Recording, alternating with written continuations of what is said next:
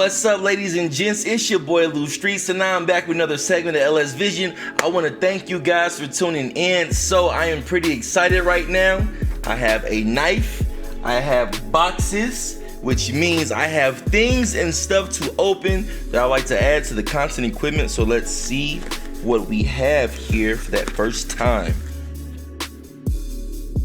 In the first box, we got that Elgato Wave pop filter, baby. That's what's going on in the first box. Let's get to the next box. It's a whole different story when you get to pull it out the box. We got that Elgato Wave 3 shock mount, and it's nice to have a shock mount because I don't have one with my camera mic. So like when I bump the desk, you will get a sound. I don't do it too often, but nice to have a shock mount for once. And then of course, we got that big thing, baby. Oh, nice. Come on, shake it, shake it. Shake it, shake it, shake it. Get the thing up out of there. Oh yeah, oh yeah. It feels nice and heavy inside the box. I just love seeing that digital mixer, that wave link on the back of the box. So I think what I'm gonna do is, cause I am still gonna use my Yeti, but what I would like to do is actually hook this up and get a sound test. And I'm gonna do a sound test with my post-production on it, and then I'm gonna do one without it so we can hear what we were, so we can get a test run of what we would hear on the stream. And I'm gonna play around with this wave link and see what we come up with. But as you guys see, I am super hyped to have my Elgato Wave 3.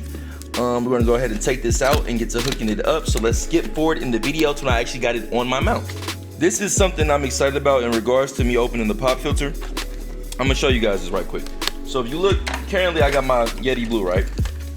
But if you take a look when I raise it up, the way my boom mount is set, I don't know if you can see this right here, but like the way that this hangs off, I have like a clamp arm onto it so I can get this on here, but it's just like, it's big and bulky. Let's pull it on out. You see how it is? It's like really, really big and bulky. So I got this clamped on to the actual mic arm, and this comes around. This pop filter and this setup is gonna totally eliminate the need for all of this. I'm pretty sure that just changed my voice in doing that, but that's irrelevant at the moment. Let's see how small this pop filter really is. But look at the difference in size of this pop filter. Wow, that feels really light and plasticky. I hope that's suitable. But look at the size difference. Look at this one versus the size of this. You can try to put them as close as I can to like kind of turn them, give it a perspective. I guess I could do it from behind. But like, look at the size difference. Like, this is significantly smaller than that. Significantly smaller. So, okay. Got our pop filter out. And this was gonna be nice. When I put stuff on the desk, you can still kind of hear it bump and bang the desk. When I actually put the shock mount on, I never have to worry about that again. So that's super nice, and that is nice and compact. That's gorgeous. We go right on the end of here. I still want to know if I want to loosen it up. Oh yeah, that's beautiful. How would that fit on? It looks like that goes directly on this away, and then there's got to be some type of tightening, some kind of tightening component. So the mic isn't, actually it's more heavier than I expected. I said it felt heavy inside the box.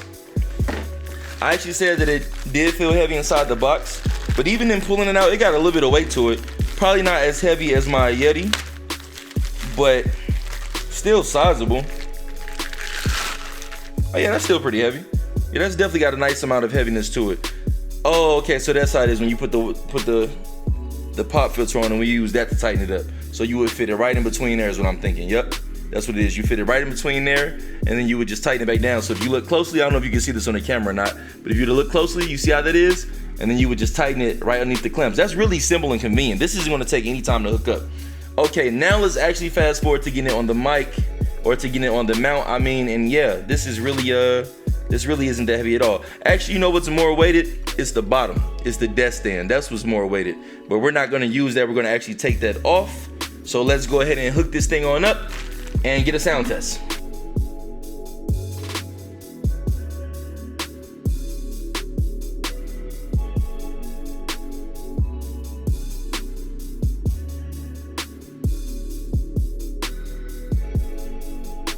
Okay, so it took a little more time to put it together than I thought it would. A couple tedious moving parts, but now that we have it done, The first thing that I noticed is how compact it is. Now, I thought microphones had to be big, just like my Blue Yeti. I don't know why, I just assumed that was my first microphone. I really didn't think too much of it. But look at how compact this is. This is really small, and I love that it takes up so much less space on my camera. I was looking at some footage as far as when I was putting it together, and it's just much, much smaller.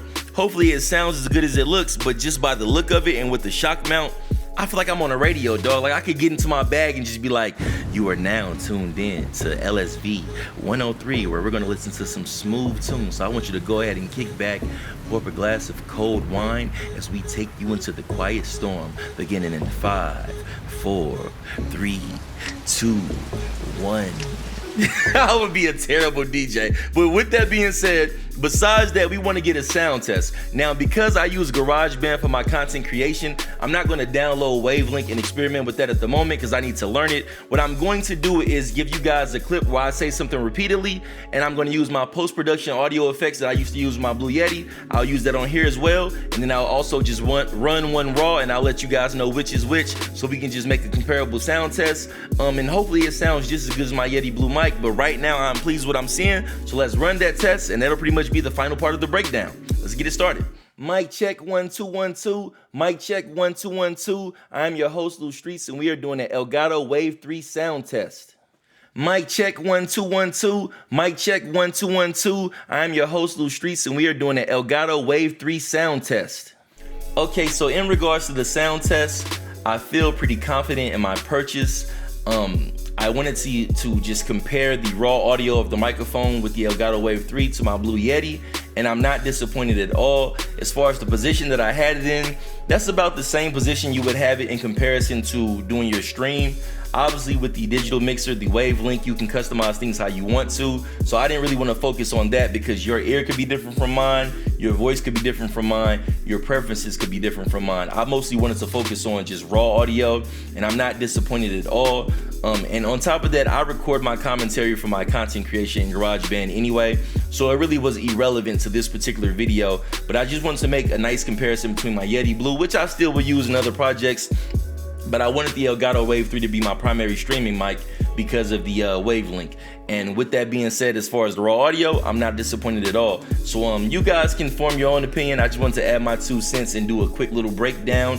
And I'm pretty confident in it. Aesthetically, it's very pleasing, very small, it's very out the way. I feel like I got a lot of space to move. Not to say that I move too much on stream, and you wouldn't either, but you don't gotta really worry about bumping your mic. The shock mount is a nice touch, so you don't have vibration noise in the background. So that pretty much is gonna conclude this video. I hope I did a good job entertaining you, and outside of giving you some type of breakdown. So with that being said, we are done. If you guys did like the video or my sexy DJ voice, make sure you hit the like button and hit subscribe. Until the next time, it's your boy Louie. I am out. Peace. 2 on my way. Let's get it. Come on, bro. Give me a hitbox. I even tried to forward dash because I thought y'all make me miss the opposite direction, and y'all just make me whip that and I get hit with that nonsense. He really does pop.